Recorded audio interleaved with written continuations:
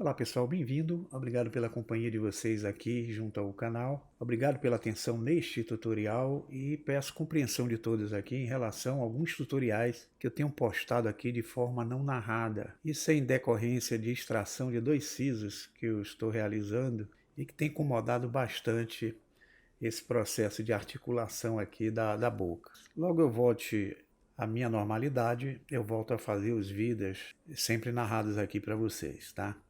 O de hoje vai ser uma exceção, porque eu vou estar passando por um outro processo a partir da próxima semana, mas vamos lá. O que eu vou explicar a vocês é como é que a gente pode proceder para fazer um efeito de preenchimento líquido dentro de um objeto, como um objeto que é a esfera. Inicialmente nós vamos ocultar o objeto cúbico, não vamos precisar dele por enquanto. E para criar nossa cena nós vamos adicionar aqui uma mesh do tipo Icosphere.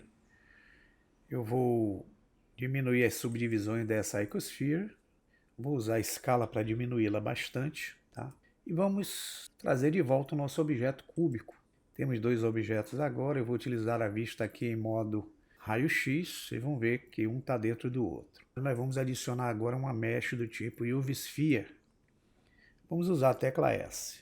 A gente tem 3 objetos que a gente pode utilizar na prática para fazer o efeito fluid. Esses 3 objetos é o cubo, que será o domínio, a esfera, que será um objeto de obstáculo, que será preenchido por esse objeto aqui, que será o fluxo. Então vamos precisar dar a cada um uma propriedade física de fluido. Então, para o primeiro aqui, que é a Icosphere, nós vamos clicar no ícone que representa as forças físicas e vamos atribuir o fluid. O tipo que nós vamos usar para ele é o tipo flow. Ele é um objeto que vai ser fluido nesse processo. Onde eu tenho o flow type, nós vamos mudar para o modo liquid. E no flow behavior, que é o comportamento, nós vamos usar o modo aqui em flow. Um líquido que vai ser jorrado, tá?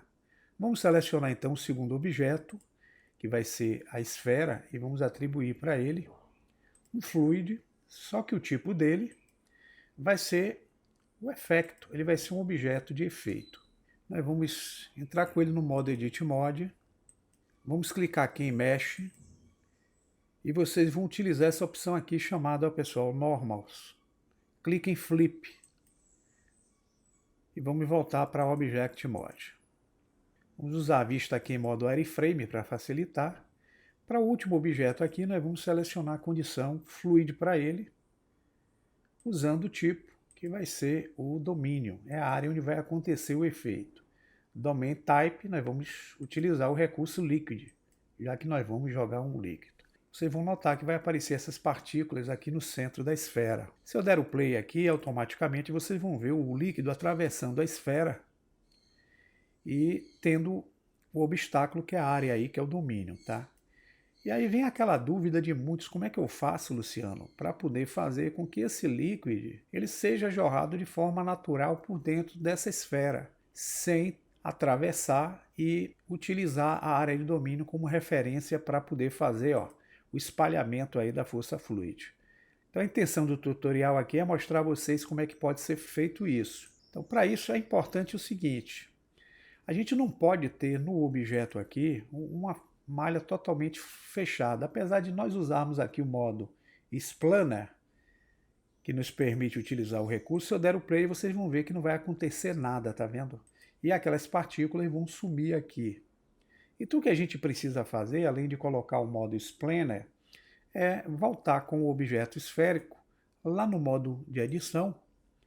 Eu vou, por exemplo, movimentar aqui, ó. Posso selecionar a opção de vértices aqui em cima, clicar fora, e eu vou selecionar apenas esse vértice da parte superior da esfera. Eu vou precisar abrir essa malha. Como é que eu faço isso? Eu utilizo a tecla X, Delete Vértice. Aqui em cima agora, se vocês olharem pela visão sólida, vocês vão notar, ó, que ele ficou aberto. Agora nós vamos voltar para o Object Mode. Vamos voltar o Fluid para a condição 0. Note que as partículas surgiram novamente, ó, dentro do objeto esférico, pois ela está aberta aqui em cima. Se dermos o play, vocês vão ver agora o efeito fluid acontecendo de forma prática junto ao preenchimento dessa esfera. E a gente cria aqui um preenchimento com esse formato que vocês estão vendo. Isso vai ser válido para qualquer tipo de malha complexa. Vocês não podem fechar totalmente, tá, pessoal? Você não vai dar esse tipo de problema. Mas como é que eu faço também para fazer com que a qualidade desse líquido aqui tenha melhor resolução dentro do processo? A dica aqui, pessoal, é na opção de domínios em propriedades, onde tem os settings aqui do Fluid Domain, vocês vão ver que existe aqui uma opção chamada Resolution Division. É aqui que vai nos permitir dar uma melhor ou uma baixa qualidade para o efeito que vai acontecer. Só quero lembrar vocês que quem tiver uma máquina com pouco desempenho, como é a minha aqui, vai ter problemas aumentando esse fator dessa resolução. Então eu sugiro que use 64 divisões no máximo.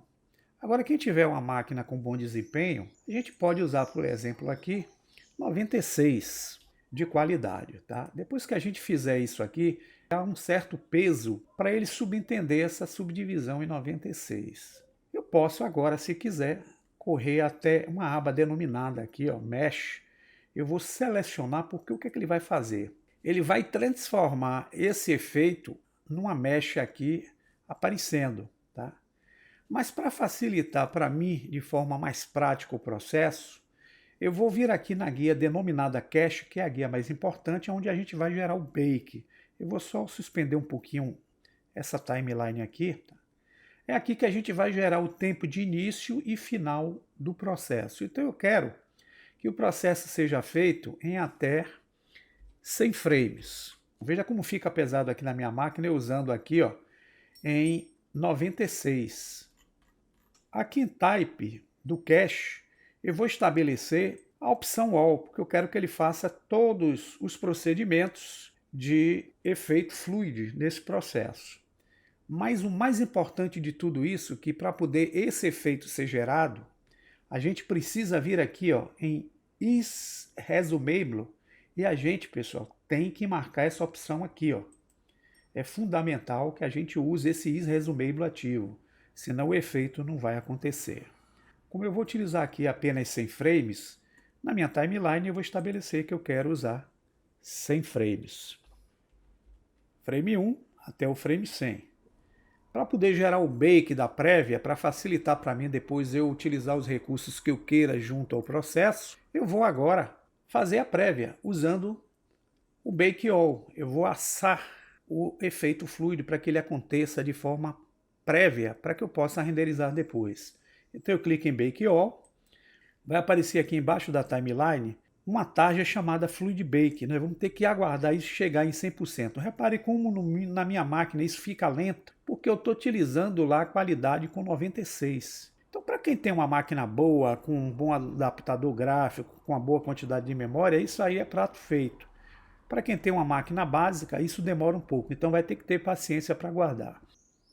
Concluído então o processo, dando play, vocês vão ver que nós temos o efeito líquido acontecendo aqui de forma prática, envolvendo-se através desse campo aqui que nós utilizamos como referência de obstáculo. A gente pode desabilitar da visão o objeto Sphere, que não vamos precisar dele. Podemos também utilizar a anulação de vista do objeto que é a Icosphere. Se voltarmos, vamos ver somente o efeito fluid. Esse efeito fluid, vocês podem selecionar o cubo e atribuírem para ele o material. Esse material vocês podem olhar pelo modo aqui que é o material preview. Ele está numa coloração branca, que vocês podem mudar para qualquer tipo de tonalidade o efeito. Vocês usam aqui a condição Roughness para dar o brilho e podem, no material Principal BSDF, utilizar a opção Transmission. Utilizar a cor na tonalidade branca e usar o metálico aqui para poder dar um efeito possível junto ao fluid derramando dentro de um vasilhame. Se eu quisesse, por exemplo, dar uma cor aqui azulada a esse líquido, eu poderia agora adicionar em cena uma mesh do tipo UV Sphere.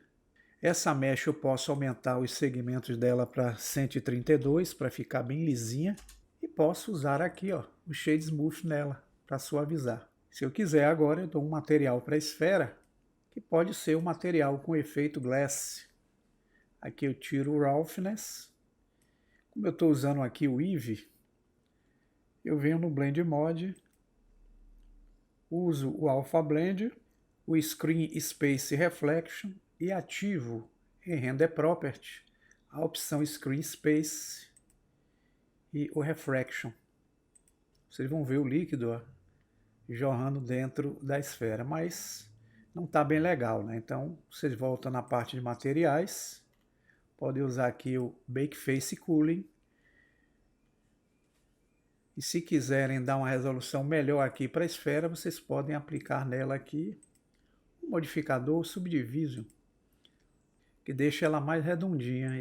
Querendo que esse efeito seja mais interessante, vocês voltam em materiais, diminui totalmente o roughness e esse fator do IOR aqui para que fique, ó, com a transparência mais detalhada aqui junto ao efeito.